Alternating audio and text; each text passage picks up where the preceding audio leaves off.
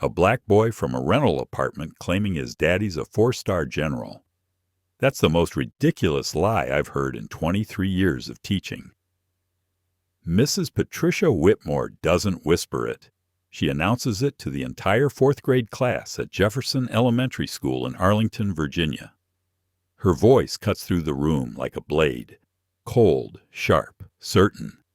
Every student freezes. Every eye turns toward the front of the classroom where 10-year-old Lucas Hughes stands, his hands trembling at his sides. Then she does something that will echo through that school for years to come. She walks deliberately to Lucas's desk, her heels clicking against the linoleum floor. She reaches down and snatches his carefully written assignment off the wooden surface, the paper he'd spent an hour perfecting the night before, the assignment he'd been so proud of, and she rips it in half. The tearing sound fills the silence like a gunshot. But she doesn't stop there. She rips it again and again. The pieces fall like snow onto Lucas's worn sneakers, the ones his mother had scrubbed clean that morning, the ones that were still good even if they weren't new. You don't get to make up fairy tales about being special, Lucas. Her voice drops lower now, colder. Generals live in big houses. Their children go to private schools. They drive expensive cars. She pauses, letting her eyes sweep over him from head to toe. They certainly don't show up looking like you. 10-year-old Lucas Hughes stands there, completely frozen. His hands won't stop shaking. 23 pairs of eyes stare at him. His classmates, kids he eats lunch with, kids he plays basketball with at recess. They're all watching him be destroyed. Mrs. Whitmore crumples the torn pieces in her fist and drops them into the trash can beside her desk. The metal clang echoes. Pathetic. Before we go deeper into this story, take a second and hit that subscribe button. Give this video a like and let us know where you're watching from. I'm curious to know how far these stories travel. Have you ever watched a teacher destroy a child for being black and telling the truth? Because that's exactly what's about to unfold at Jefferson Elementary. And when Lucas's father finally arrives, Mrs. Patricia Whitmore is going to learn the most expensive lesson of her teaching career. But this story doesn't start in that classroom. It starts 2 hours earlier, in a modest apartment in Arlington, Virginia, where a family is having breakfast, and a little boy can barely contain his excitement about the day ahead. 2 hours earlier, Lucas Hughes woke to his father's voice calling from downstairs. "Breakfast in 5 minutes, soldier." The Hughes family lived in a 3-bedroom apartment in a middle-class complex near Fort Myer. You could hear the morning bugle from the base if you opened the windows. The neighborhood was mixed: military families, immigrant families working their way up, single parents juggling 2 jobs, retired veterans living on fixed incomes. The apartment itself was clean but modest. The furniture had that worn-in look of pieces that had moved with the family from base to base, city to city, deployment to deployment. The walls held family photos, but nothing flashy. No uniforms on display. No medals in frames. No flags or military plaques announcing who lived there. Security protocol. General Vincent Hughes didn't advertise what he did for a living. In his line of work, keeping a low profile wasn't just preference, it was survival. For him and for his family. In the kitchen, Lucas found his dad sitting at the small table in jeans and a faded Georgetown University sweatshirt. To anyone passing by the window, he looked like any other father on a Friday morning. Maybe a teacher, maybe an office worker, maybe someone who worked maintenance at one of the government buildings downtown. Nothing about him screamed military. And that was exactly the point. His mother, Dr. Angela Hughes, stood at the counter pouring coffee into a travel mug. She wore navy blue scrubs with her hospital ID clipped to the front. She had an early surgery scheduled at Walter Reed Medical Center, a complicated pediatric case that required her in the OR by 7 a.m. On the refrigerator, held up by magnets, a child's crayon drawing showed a stick figure in military uniform with 4 stars on each shoulder. Next to it, a calendar with today's date circled in red marker. Parent Career Day, Friday. Lucas couldn't stop smiling. He'd been waiting for this day for weeks, months, really. "Dad, can I tell them about the time you met the president?" Lucas asked, sliding into his chair and reaching for the box of cereal. General Hughes glanced across the table at his wife. Angela gave him that look. The one that said their son deserved better than secrets. The one that said 10 years old was too young to carry the weight of classified silence. "Lucas, remember what we talked about?" Vincent's voice was gentle but firm. "Some things stay private for security reasons. But everyone else gets to brag about their parents." Lucas poured milk over his cereal, his enthusiasm dimming just slightly. "I know, son." Vincent's voice softened. "Our family is different. We keep a low profile. You understand?" Lucas nodded, but the disappointment showed in his eyes. He stirred his cereal slowly. He didn't really understand. Not fully. Why did Tyler Bennett get to tell everyone his dad met with senators? Why did Sophia Wilson get to talk about her mom working at the Capitol building? Why did other kids get to be proud out loud while Lucas had to stay quiet? Angela squeezed her husband's hand across the table. Her voice was quiet, but pointed. "He deserves to be proud of you, Vincent." "I know." The general looked at his son, really looked at him. "Just keep it simple tomorrow, okay? You don't need to prove anything to anyone." Lucas finished his cereal and headed upstairs to get ready for school. He didn't know that in less than 12 hours, simple would become impossible. He didn't know that his truth was about to collide with someone else's assumptions in the worst possible way. And he had no idea that his teacher had already decided he was a liar. Jefferson Elementary sat in the heart of Arlington, just a few miles from the Pentagon, close enough to Fort Myer that you could see military helicopters passing overhead during the school day. The school served everyone. Military families transferred in and out constantly. Kids whose parents worked at the Pentagon, at Fort Myer, at the various defense agencies scattered across Northern Virginia. Diplomat kids whose parents worked at embassies downtown. Immigrant families chasing the American dream, working double shifts to give their children better opportunities. Working-class children whose parents cleaned the buildings where policy got made, where senators debated, where the country's future was decided. It was supposed to be a place where every child mattered equally. But Mrs. Patricia Whitmore had taught there for 23 years. And in those 23 years, she'd developed what she called a highly accurate sense of when students were telling the truth and when they were exaggerating. Her classroom walls displayed the American flag in the corner, photos of her shaking hands with local city council members at community events, and certificates of teaching excellence dating back to the late 90s. She wore her flag pin every single day, polished and prominent on her cardigan. She'd never served in the military herself, never lived overseas, never worked a day outside of comfortable suburban classrooms. But she knew what generals' families looked like, and Lucas Hughes didn't fit the picture. During morning announcements, Principal Hayes's voice crackled through the intercom speaker mounted above the whiteboard. "Good morning, Jefferson Elementary. Reminder that Parent Career Day is today during second period. We're honored to have some very special guests joining us. Please make them feel welcome and show them the respect they deserve." In Mrs. Whitmore's classroom, the energy shifted immediately. Tyler Bennett, a white kid whose father ran a lobbying firm on K Street, raised his hand before the announcement even finished. "Mrs. Whitmore, my dad's meeting with 3 senators this week about the infrastructure bill." His voice carried that confident tone of a child who'd never been told he didn't belong. "How impressive, Tyler." Mrs. Whitmore's face lit up with genuine enthusiasm. Public service is so important to our democracy. Your father is helping shape policy that will affect millions of Americans." Tyler beamed. Sophia Wilson, a Latina girl whose mother cleaned offices at the Capitol building, raised her hand next.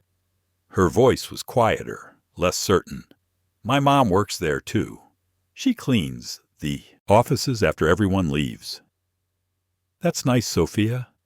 Mrs. Whitmore's smile didn't quite reach her eyes this time. Her tone shifted from enthusiasm to polite acknowledgement. "Now let's open our textbooks to page 42. Lucas watched the exchange from his desk in the third row. He'd seen this pattern before, not just in Mrs. Whitmore's classroom, but in other places too. At the grocery store, at the community center, at the doctor's office. Some kids got praised, others got dismissed. And it usually depended on what their parents did for a living and how much money they made. At 10 o'clock sharp, Mrs. Whitmore stood at the front of the classroom and clapped her hands twice.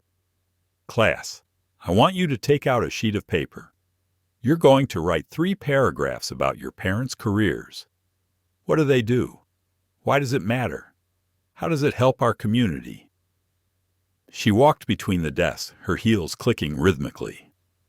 "This assignment is due before our guests arrive at 10:30. Best handwriting, please. I'll be displaying these on the bulletin board for parents to read." Students bent over their papers immediately, pencils scratching across lined notebook paper. Lucas pulled out his pencil, a regular number 2, slightly chewed at the eraser end, and began writing in careful block letters. He wanted every word to be perfect. "My dad is a 4-star general in the United States Army.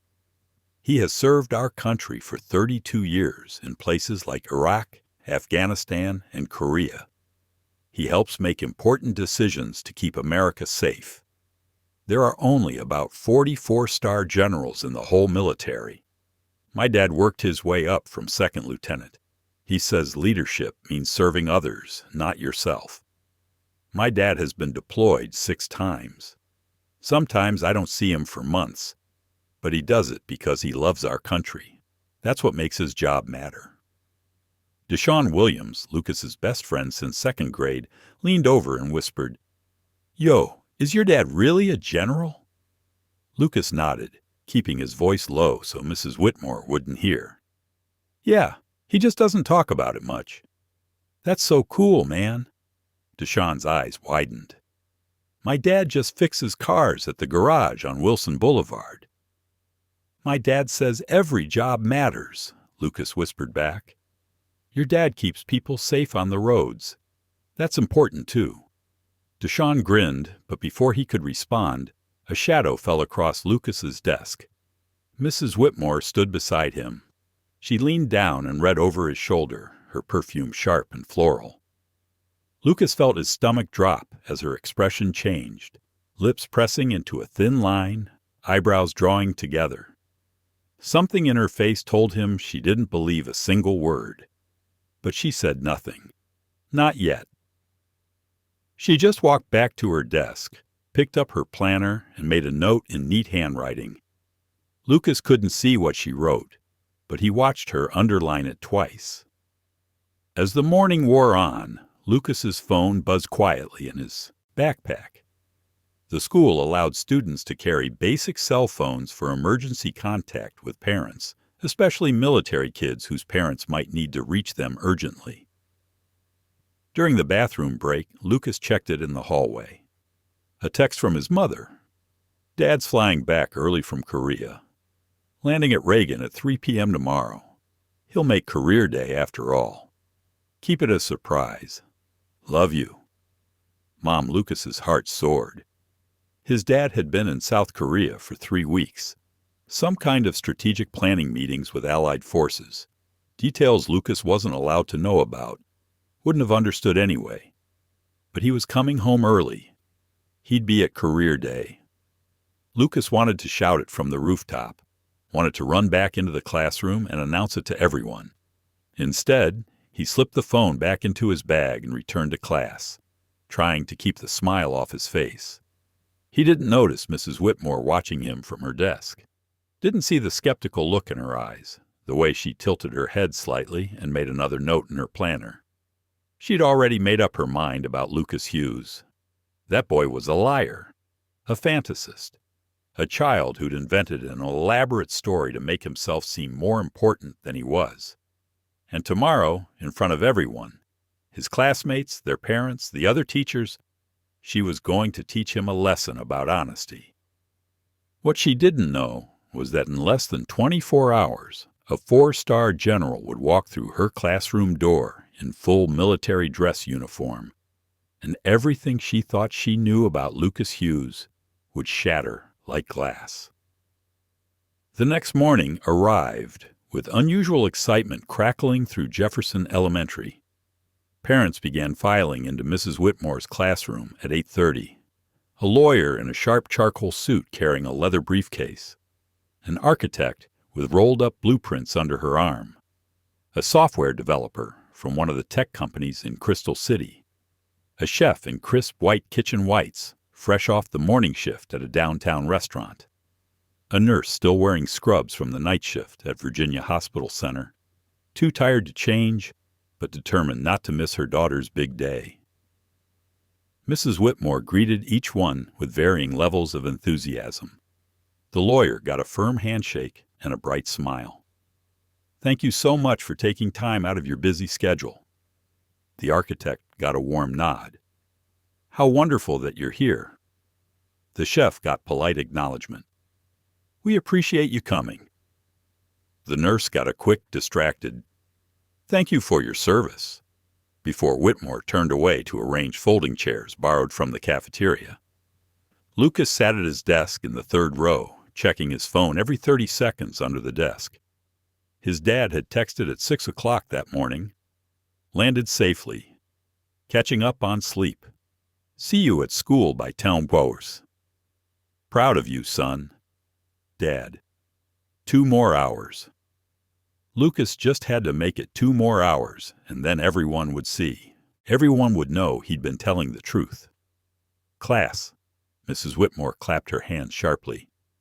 "Before our guests present, let's share the paragraphs you wrote yesterday. I want our visitors to hear how thoughtfully you described their work." One by one, students stood and read their assignments. Tyler Bennett went first, standing confidently at the front of the room. He talked about his father's lobbying firm, about the important bills they influenced, about meetings with senators and congressmen, about how his dad helped shape American policy. Mrs. Whitmore beamed throughout the entire presentation. "Excellent work, Tyler. Your father is truly making a difference." Sophia Wilson went next, her voice quieter, more hesitant. She talked about her mother's cleaning work, about how she took pride in making government buildings shine, about the early mornings and late nights, about the dignity of honest work. Mrs. Whitmore offered a tight smile and moved on quickly, without comment. Then she called on Lucas. "Lucas Hughes, you're next." Lucas stood slowly. His paper shook slightly in his hands. He could feel everyone's eyes on him. His classmates, the parents sitting in folding chairs along the walls. Mrs. Whitmore standing at the front with her arms crossed. He cleared his throat and began reading. "My dad is a 4-star general in the United States Army. He has served our country for 32 years in places like Iraq, Afghanistan, and Korea. He helps make important decisions to keep America safe." Mrs. Whitmore's expression changed immediately. Her smile vanished. Her eyes narrowed. Lucas continued, his voice gaining strength. "There are only about 44-star generals in the whole military. My dad worked his way up from second lieutenant. He says leadership means serving others, not yourself." "Stop!" The word cut through the classroom like a gunshot. Every student froze. Parents looked up from their phones. The room went completely silent. Mrs. Whitmore stood slowly from her desk, her chair scraping against the floor. "Lucas, come here, please." Lucas walked to the front of the room on shaky legs. His heart hammered against his ribs so hard he thought everyone could hear it. Class, Mrs. Whitmore said, her voice taking on that particular teacher lecture tone. This is a perfect example of what we call embellishment, or, to be more direct, exaggeration. She turned to face Lucas directly. Lucas, I need you to be honest with everyone right now. What does your father actually do? He's a general, ma'am. Lucas's voice came out smaller than he wanted. Her eyes narrowed further. Lucas, I have been teaching for 23 years. I have met generals. I have taught generals' children. She crossed her arms, her voice growing colder with each word. Generals do not live in modest rental apartments. Their children do not attend public schools wearing worn-out sneakers. Their families are well connected in the community. There are official records, social events, recognition. Military families of that rank are visible, Lucas. They're known. Lucas felt his face growing hot. He could feel tears building behind his eyes, but he fought them back. But ma'am, my dad keeps a low profile because of what? Her tone dripped with sarcasm. Secret missions? Several students giggled nervously.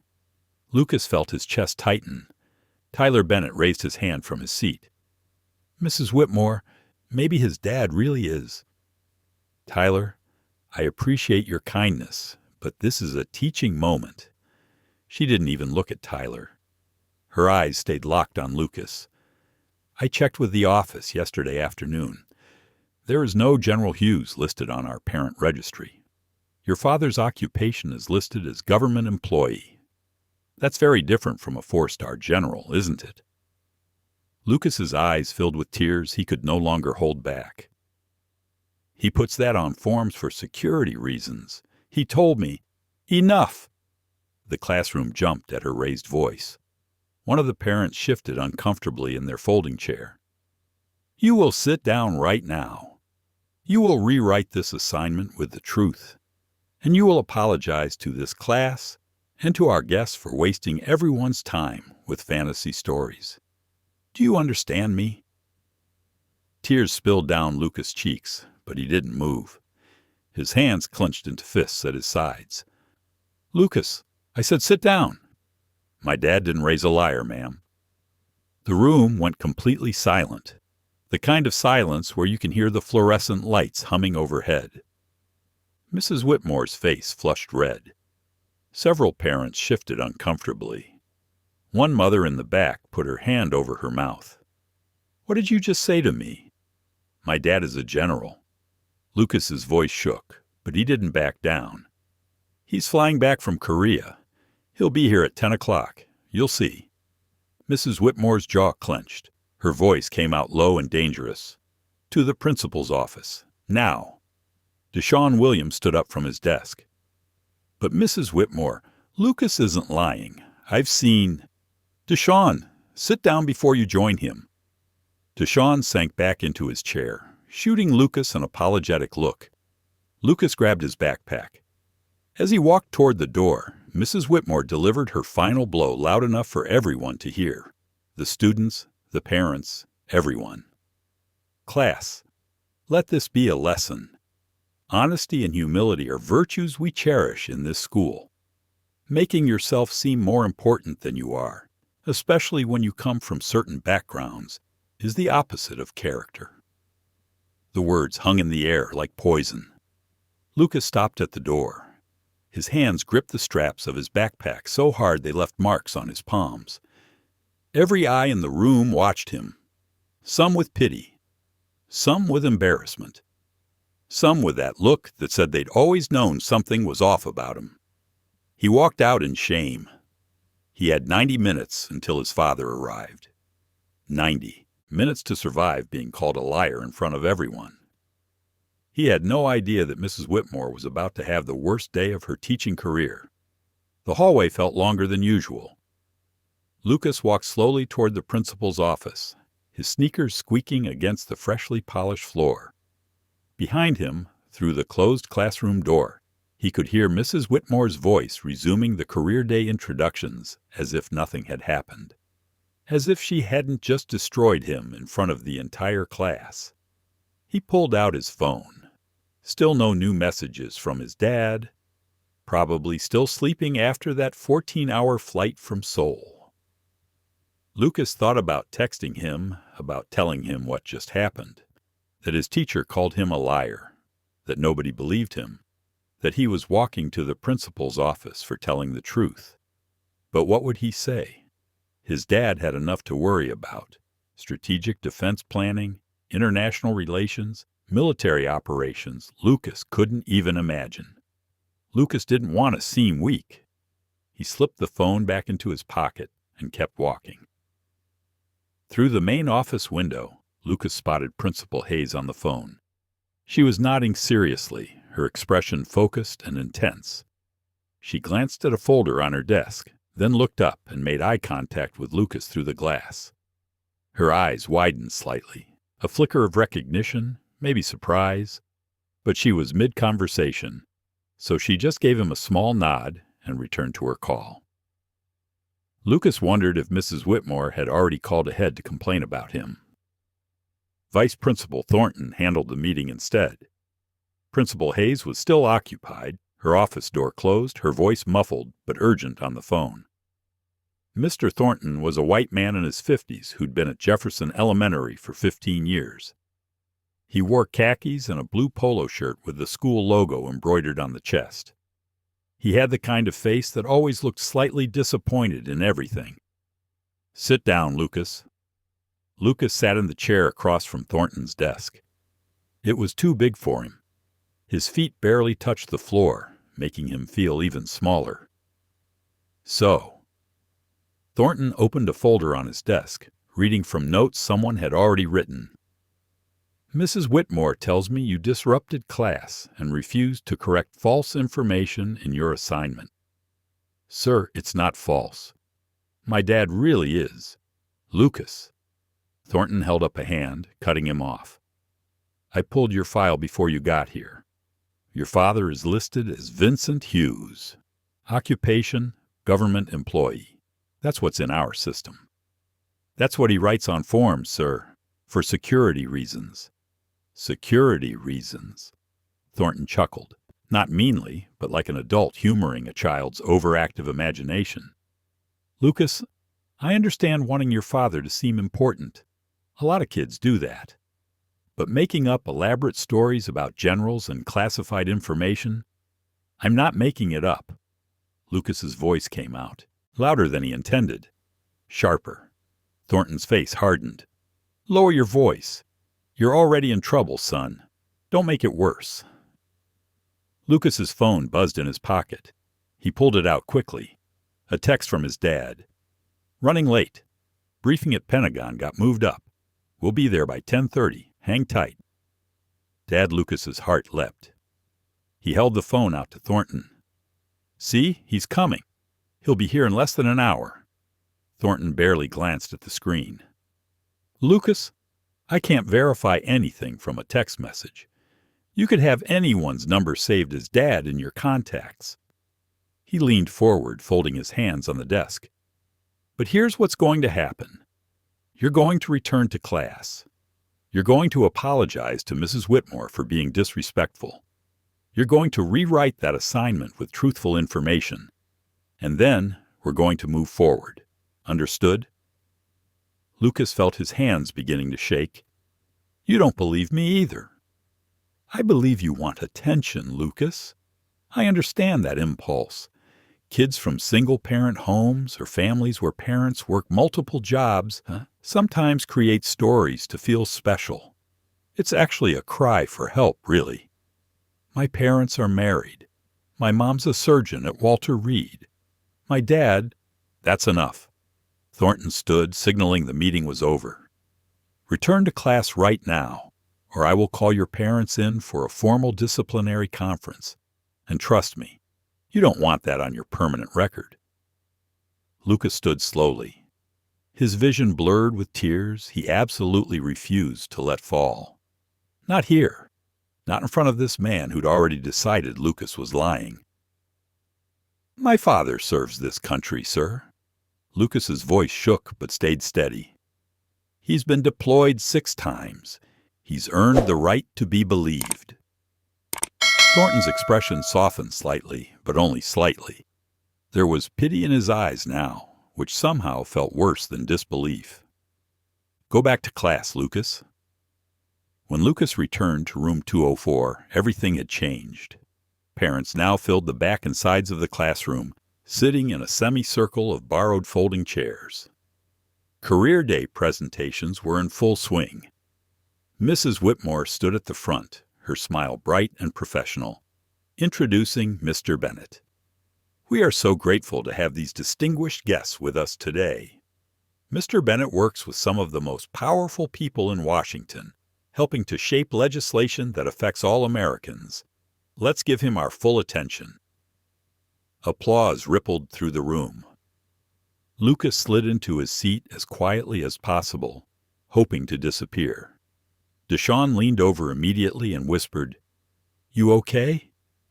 Before Lucas could answer, Mrs. Whitmore's voice cut across the room like a whip. "Lucas, do you have something to share with the class?" Every head turned. Students, parents, everyone stared. "No, ma'am." "Your apology." Lucas felt his stomach drop through the floor. The room went completely silent. This wasn't just his classmates anymore. There were adults here, professional people in suits and work clothes, watching a 10-year-old black boy being forced to apologize for telling the truth. I don't have anything to apologize for, ma'am." The room gasped. Several parents exchanged uncomfortable glances. Some looked at Lucas like he was being defiant and disrespectful. Others looked away, unwilling to get involved. Mrs. Whitmore's jaw tightened. "Excuse me?" Her voice was ice. "In front of our honored guests, you're going to continue this defiance?" Tyler's mother, Ms. Bennett, a lawyer in a tailored gray suit, spoke up gently from her seat. "Perhaps we should let the child explain." "I appreciate your concern, Ms. Bennett." Mrs. Whitmore's smile was tight and professional, but her eyes were hard. "But classroom management is my responsibility." She turned back to Lucas. "You have 2 choices, young man. You can apologize right now and rewrite your assignment with honest information. Or you can spend the rest of Career Day sitting in the office while your classmates enjoy our guests. Which will it be?" Lucas's voice cracked when he spoke. "When my dad gets here." "Your father is not coming, Lucas." The words echoed through the classroom like a slap. Parents shifted in their seats. Some students looked down at their desks, embarrassed for him. Mrs. Whitmore continued, her voice taking on a tone of forced patience that made everything worse.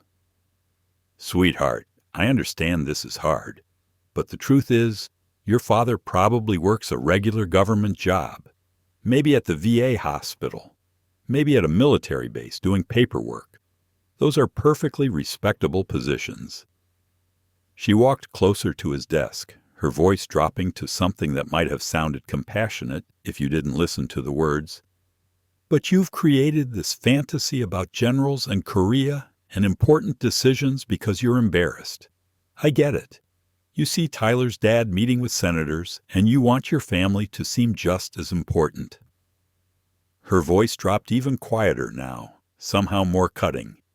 "But Lucas, there is no shame in being ordinary.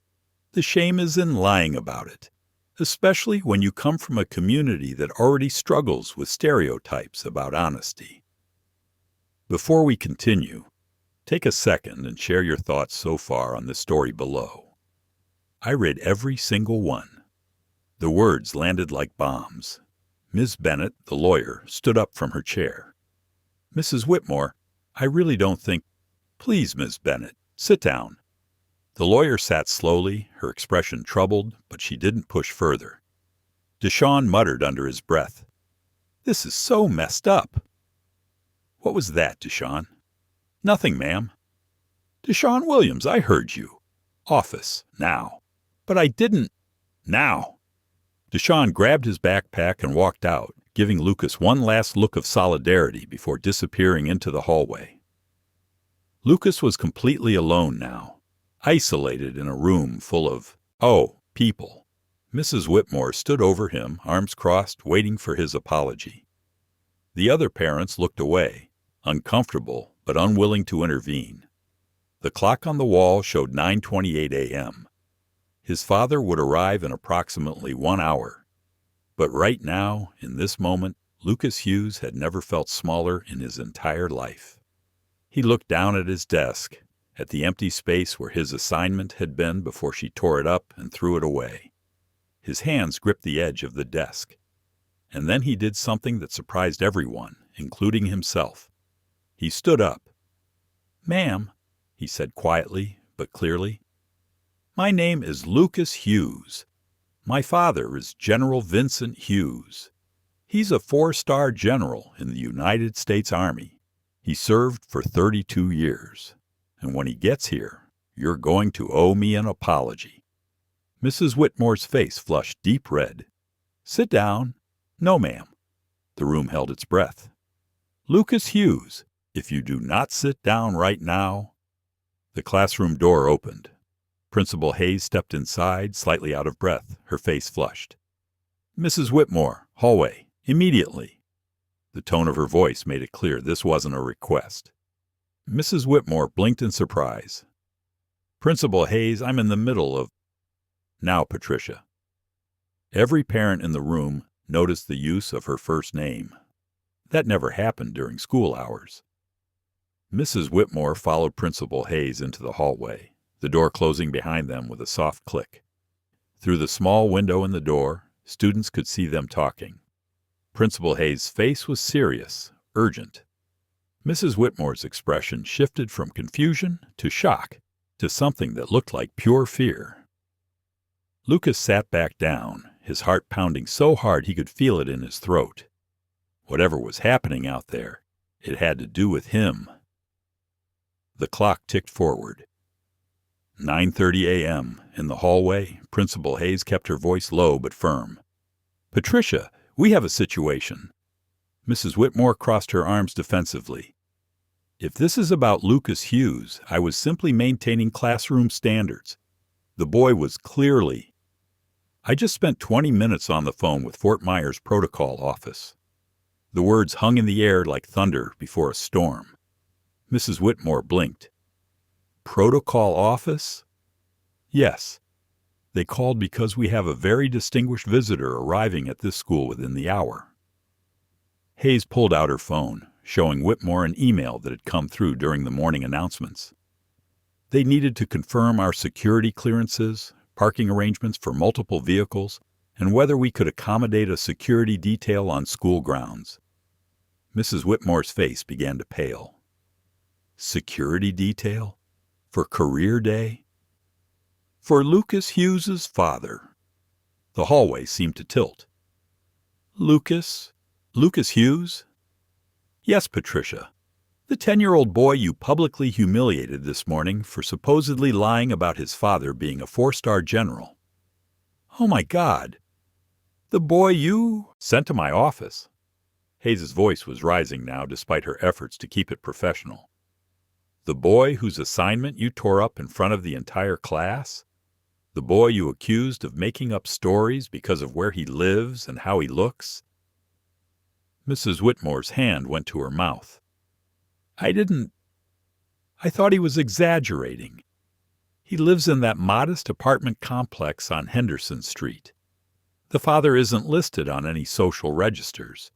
There was no indication, because senior military officials maintain low profiles for security reasons. Principal Hayes had never raised her voice at a teacher in 15 years of school administration, but she was raising it now. I have spent the last half hour on the phone with a very polite but very firm military aide, explaining why a 4th grader was called a liar for telling the truth about his father's service to this country. Do you have any idea what you've done? Through the hallway windows, both women could see movement outside in the parking circle. 3 black SUVs pulled into the school's front entrance. Not regular vehicles, government vehicles with tinted windows. Men in dark suits stepped out first, scanning the area with practiced precision. Secret Service or military security detail. Hayes wasn't sure which.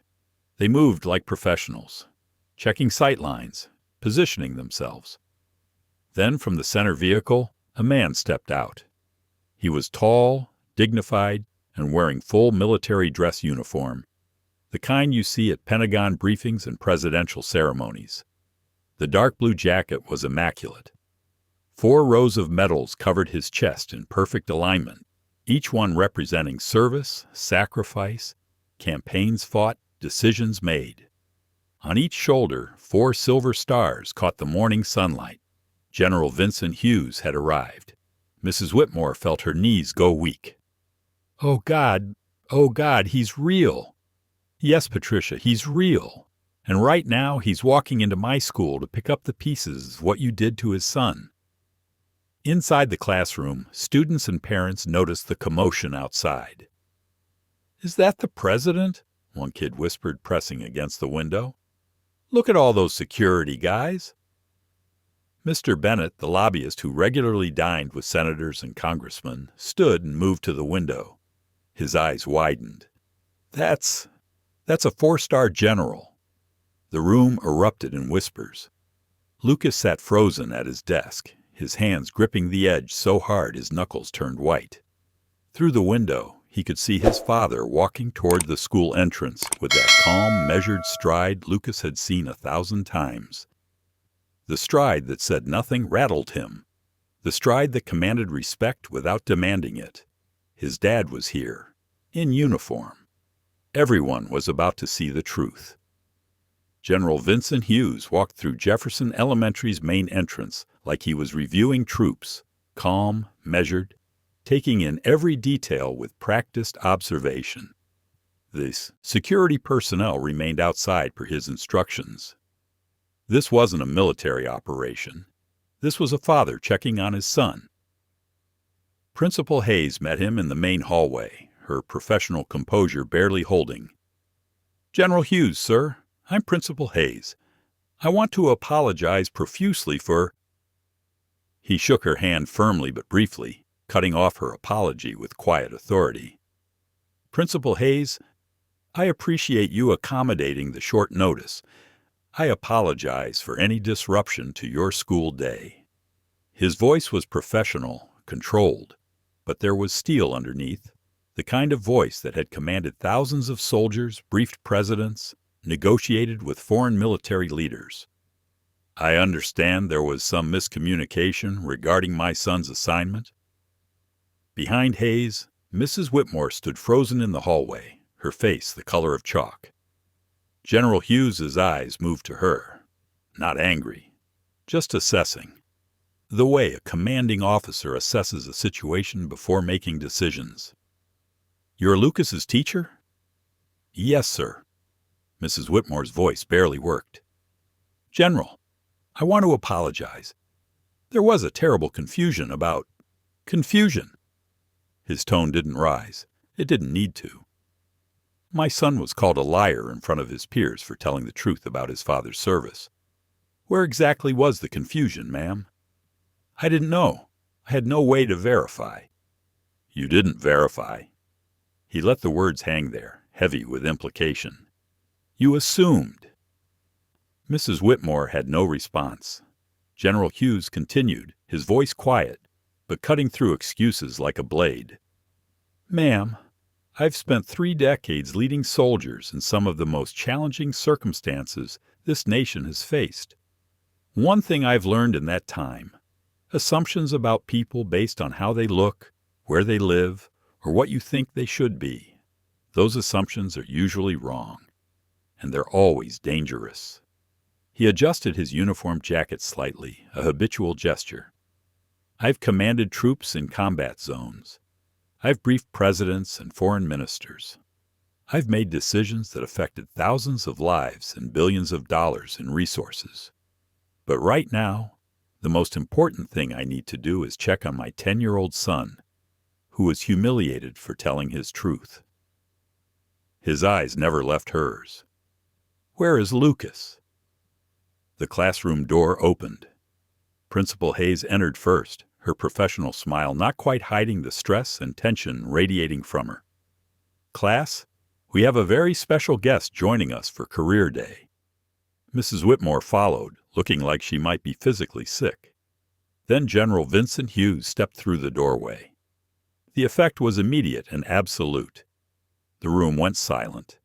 Not classroom silent, cemetery silent, the kind of silence where you can hear your own heartbeat. Every parent stood without thinking, an instinctive response to rank and authority. Mr. Bennett, who regularly dined with senators, actually straightened, his posture like a cadet. Dr. Carter, the surgeon, placed her hand over her heart. The military families in the room recognized the rank immediately. 4 stars. You don't see 4 stars walk into an elementary school every day. You barely see them outside the Pentagon. Lucas saw his father, and everything he'd been holding inside for the past 2 hours broke open. "Dad." His voice was small, broken, relieved, all at once. General Hughes's professional military demeanor cracked for just a moment. His eyes found his son sitting at that desk, tear-stained and exhausted and alone. He crossed the room in 4 long strides, not caring about protocol or appearances, or the dozens of eyes watching him. He knelt down to Lucas's level, right there in front of everyone, and pulled his son into his arms. "I'm here, Lucas, I'm here. I'm sorry I was late." Lucas buried his face in his father's uniform and cried. Not because he was sad anymore, because he'd been holding everything in for so long, because his dad was finally here, because the truth was finally visible. The embrace lasted maybe 10 seconds, but in those 10 seconds, every person in that room understood exactly what they'd witnessed that morning. A child telling the truth and being destroyed for it. General Hughes stood, keeping Lucas's hand firmly in his. He turned to face the class, his bearing shifting back to professional military composure. "Good morning. I'm General Vincent Hughes, United States Army. I apologize for any disruption to your career day, but I promised my son I'd be here, and I don't break promises to my son." His voice was calm, professional, but every word carried the weight of 3 decades of command. He glanced at Mrs. Whitmore, who stood near her desk, looking like she wanted to disappear into the floor. "Ma'am, I understand there was some question about Lucas's assignment?" The room held its breath. Mrs. Whitmore opened her mouth, but no words came out. Her throat had gone completely dry. Principal Hayes stepped in quickly. "General Hughes, please. If you'd like to share with the students about your career, we would be deeply honored." He nodded once, a sharp military acknowledgement. "Thank you." He turned back to the class, Lucas still holding his hand tightly. "My son wrote that I'm a 4-star general who has served for 32 years. Every single word of that is true. I've commanded troops in Iraq and Afghanistan. I've served in Korea, Germany, Kosovo, and across the United States. Right now, I help develop military strategy for the Joint Chiefs of Staff at the Pentagon." The students stared with wide eyes. Even the parents who thought they'd seen everything looked impressed. Lucas also wrote that leadership means serving others, not yourself. His voice softened slightly. He learned that lesson by watching his mother, Dr. Angela Hughes, a pediatric surgeon who saves children's lives while I'm halfway around the world. He learned it by moving 8 times in 10 years, by changing schools 6 times, by spending birthdays and Christmases and Thanksgivings without his father, because I was deployed in places I couldn't tell him about. He paused, looking at each student with the same attention he'd give a room full of Joint Chiefs. My son didn't exaggerate in his assignment. If anything, he was modest. The truth of what military families sacrifice is harder than anything he could have written on that paper. His eyes moved to Mrs. Whitmore. When a child tells you their truth, especially when that truth is difficult or doesn't match your expectations, The first instinct should be to listen, not to assume they're lying because their truth makes you uncomfortable. The room was absolutely silent. Mrs. Whitmore's voice came out as barely a whisper. "General Hughes, I owe Lucas an apology, a real one." She turned to face Lucas, tears streaming down her face now, mascara running. "Lucas, I was wrong, completely, utterly wrong. I made assumptions about you and your family based on things that had nothing to do with who you are. I judged you. I didn't listen to you. I didn't believe you. And I hurt you." Her voice broke completely. "You deserved so much better from me. You deserved to be believed. You deserved respect. I am so, so sorry." Lucas looked at his father, who gave him a small nod, a silent communication that said, "Your choice, son." Lucas took a breath, his voice steadier now. "Mrs. Whitmore, my dad says everybody makes mistakes. He says the important thing isn't the mistake. It's what you do after you make it." The wisdom in those words, coming from a 10-year-old who'd been humiliated just hours earlier, hit everyone in the room like a physical force. Maybe you could, believe kids more, even when their stories sound too big to be true. Mrs. Whitmore wiped her eyes, nodding through tears. "I will, Lucas. I promise I will." Deshawn was brought back from the office a few minutes later. When he walked into the classroom and saw General Hughes standing there in full-dress uniform, his mouth fell open. "Whoa!" General Hughes walked over and shook Deshawn's hand like he was greeting a fellow officer.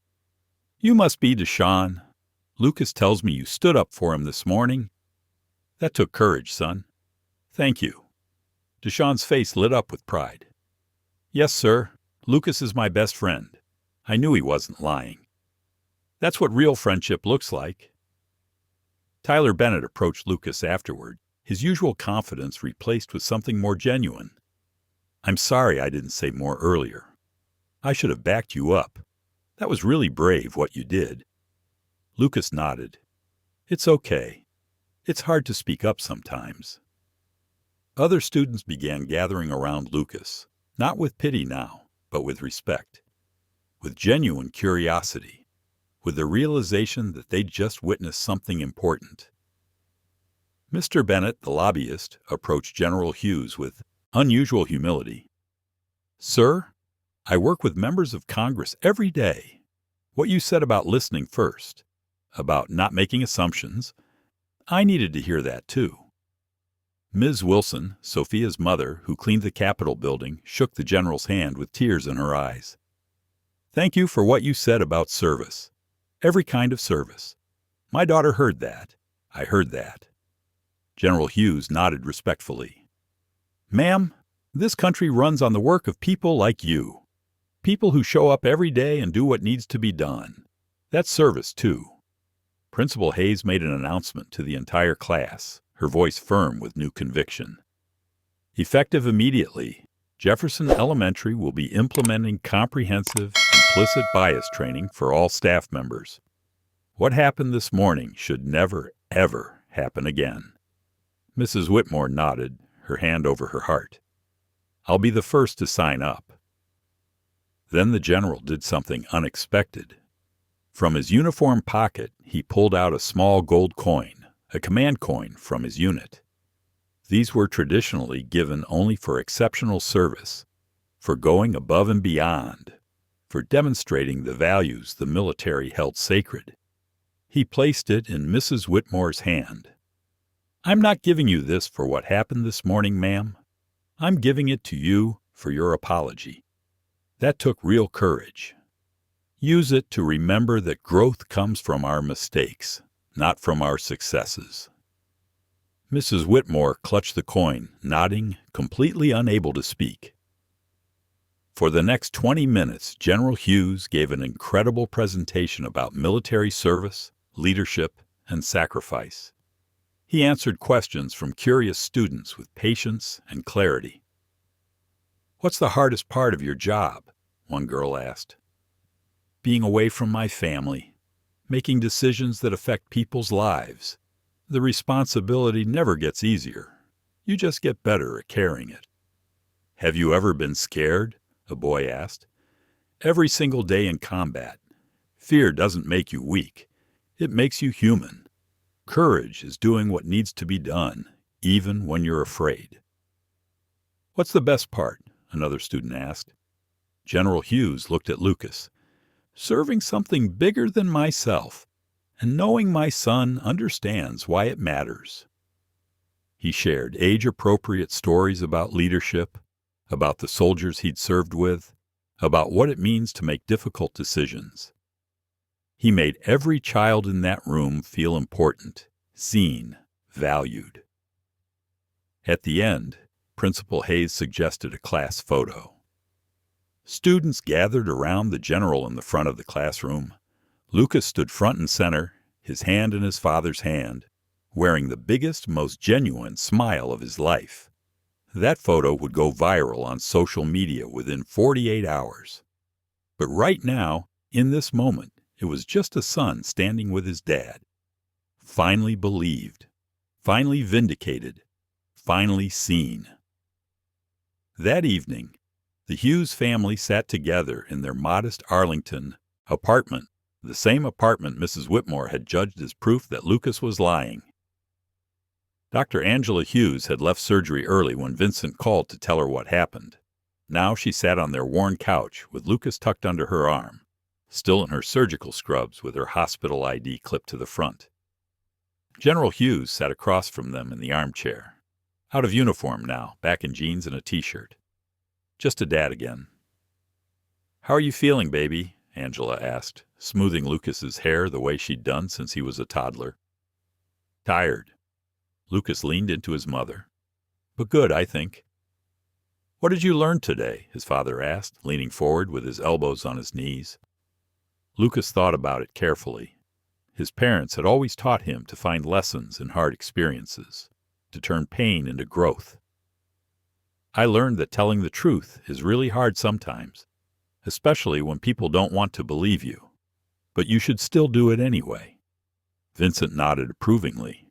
"What else?" "That people's ideas about you can be totally wrong. But that doesn't mean you should change who you are to fit what they expect." Angela kissed the top of his head. "That's very wise, Lucas. Very wise." "But Dad?" Lucas looked up at his father. "Yeah, son. Why didn't you just tell the school about your job before this happened? Then this whole thing wouldn't have happened." It was a fair question, one that Vincent had been asking himself all afternoon. He leaned forward, choosing his words carefully. "Lucas, your worth has nothing to do with my rank. You're valuable because of who you are, because you're kind, because you're honest, because you're brave. I never want you to think you need my accomplishments to matter." He paused, his expression growing more serious. "But I also realize now that keeping such a low profile put you in an impossible position. You shouldn't have had to defend your truth alone. That wasn't fair to you. So what happens now? Now we make sure this never happens to another kid. Not at Jefferson Elementary. Not anywhere else." 3 months passed. Jefferson Elementary looked the same physically. Same brick building, same playground, same classrooms. But the culture had fundamentally shifted. Every staff member completed comprehensive implicit bias training. It wasn't optional. Principal Hayes made it a requirement for continued employment. The training covered racial bias, class bias, and the danger of assumptions. Real scenarios, uncomfortable conversations, necessary growth. Outside facilitators led sessions that made people examine beliefs they didn't even know they held. Mrs. Patricia Whitmore attended every single session. She didn't just participate, she helped lead them. In a faculty meeting 2 months after the incident, she stood in front of her colleagues and shared her experience publicly.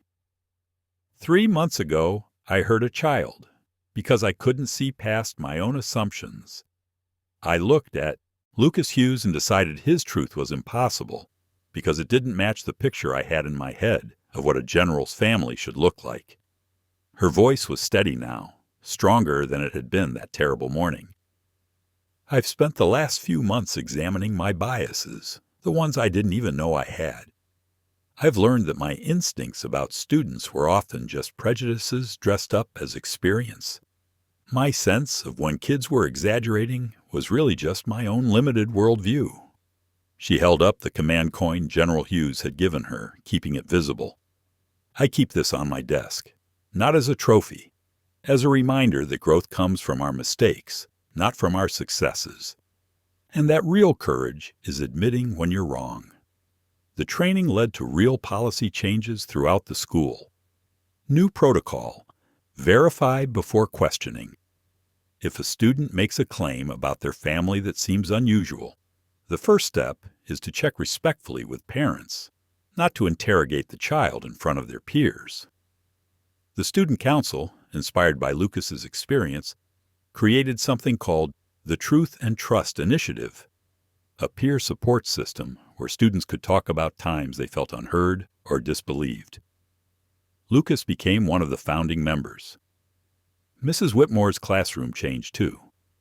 On the first day back after winter break, she gathered her students and created a new classroom charter. The kids helped write it. It hung on the wall now in large, bold letters that everyone could see. In this classroom, we believe first and question respectfully. We never assume someone is lying because their truth seems impossible. Everyone's story matters. Every voice deserves to be heard. Every student signed it, even Lucas, especially Lucas. Mrs. Whitmore also started something new, a monthly family stories circle. Students could share about their families without judgment, without comparison, without competition. The goal wasn't to see whose parent had the most impressive job. It was just to listen and learn. During one session, Sophia Wilson talked about how her mother took pride in her cleaning work at the Capitol building, how she knew every hallway and every office, how senators and congressmen sometimes asked her advice about the building's history because she'd been there longer than most of them. Mrs. Whitmore listened differently now. She heard the pride in Sophia's voice instead of dismissing it as less important than other careers. Deshaun talked about how his dad could diagnose car problems just by listening to the engine, how he'd built his small mechanic shop from nothing, working 16-hour days to provide for his family, how he was respected in the community as someone who did honest work and treated people fairly. Tyler Bennett surprised everyone by saying his dad's lobbying job seemed less important after meeting General Hughes, that he'd started thinking about what service really meant, that maybe making money wasn't the same thing as making a difference. And Lucas talked about military families, about sacrifice, about the kids who move constantly, who miss their parents for months at a time, who grow up faster than they should because that's what military life demands. The class listened without interruption. That's what changed most.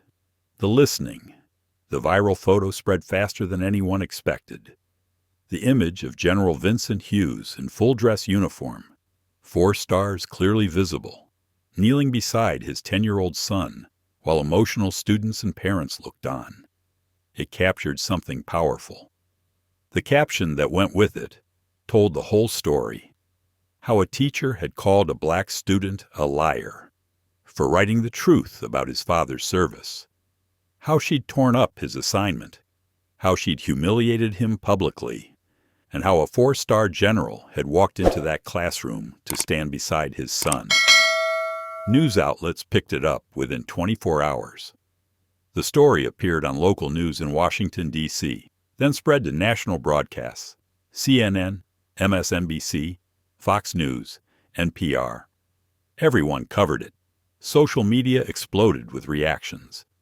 Some people focused on the racism inherent in the situation, others on the classism, many on the courage it took for a 10-year-old to stand his ground against adult authority.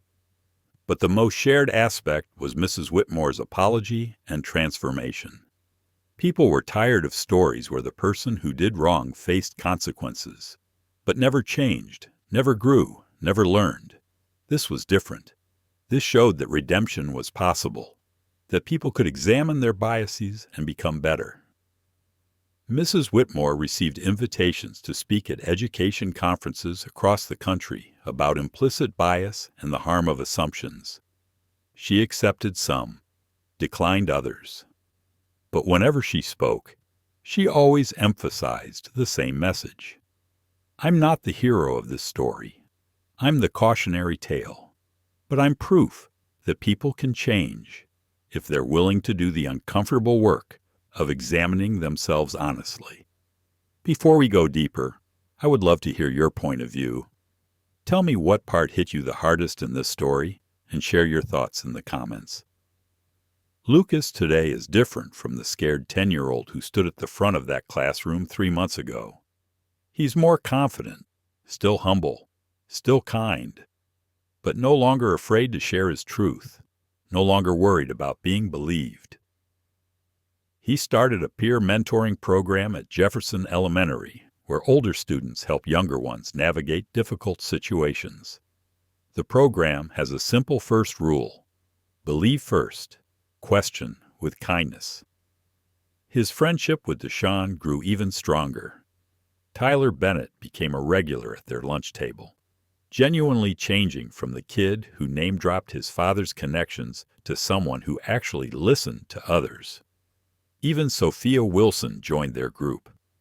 They called themselves the Truth Squad, kids who committed to listening to each other's stories without judgment, without assumptions, without letting bias get in the way of seeing people for who they really are.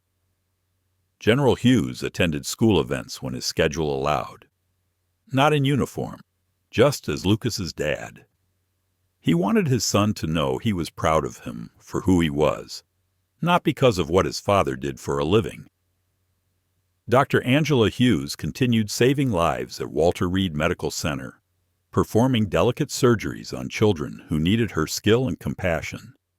But she made sure to attend every one of Lucas's presentations about military families, because that's what this story was really about.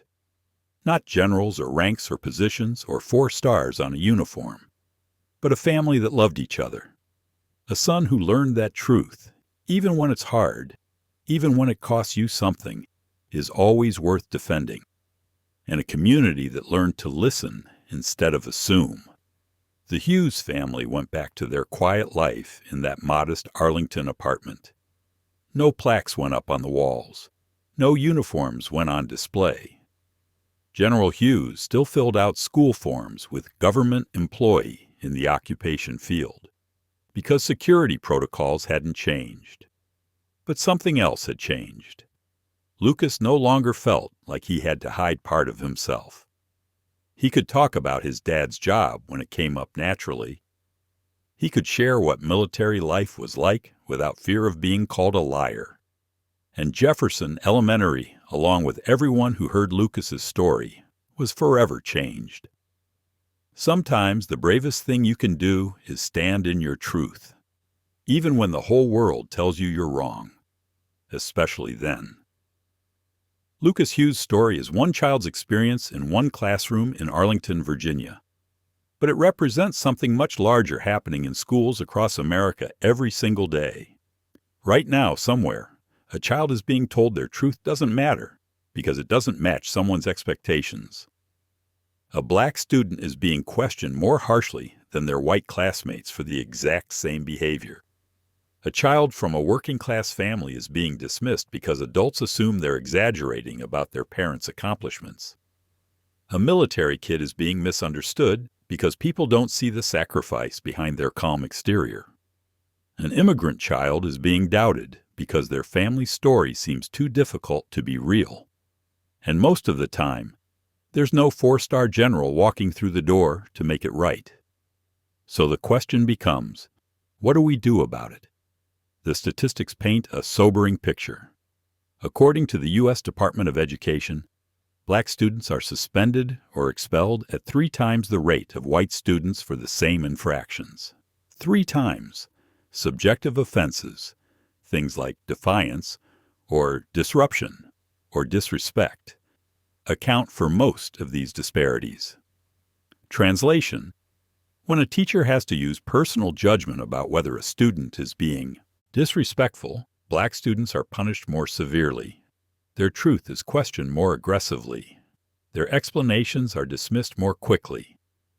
The same study found that 72% of teachers have never received any training in recognizing their own implicit biases.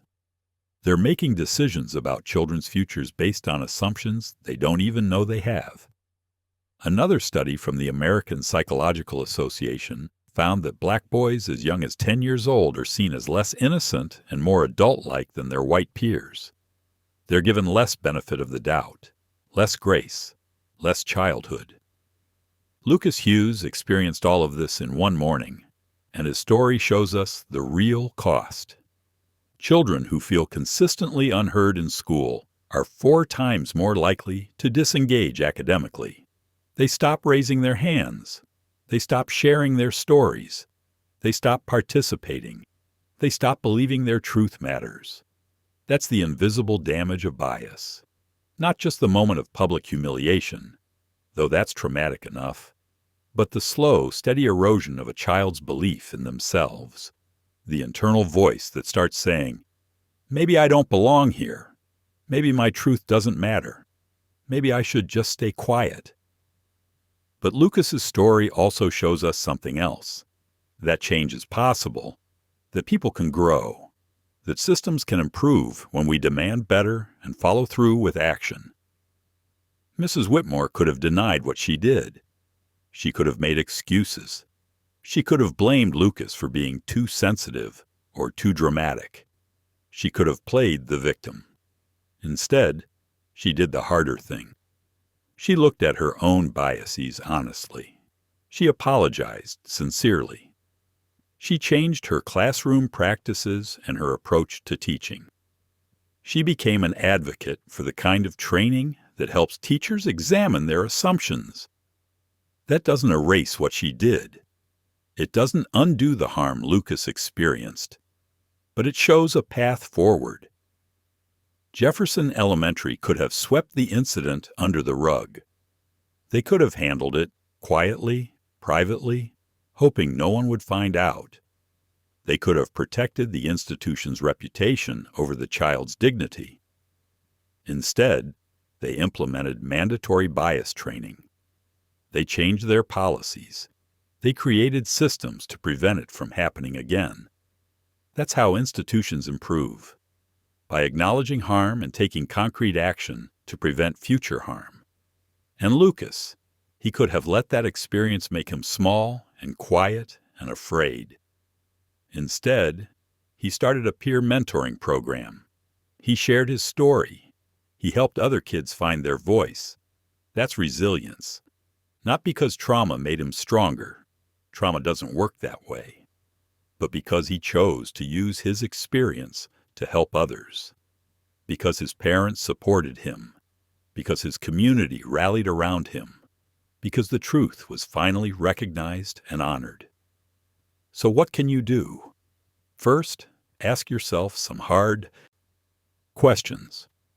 When someone tells you their truth, especially someone from a marginalized community, do you believe them first? Or do you immediately look for reasons to doubt?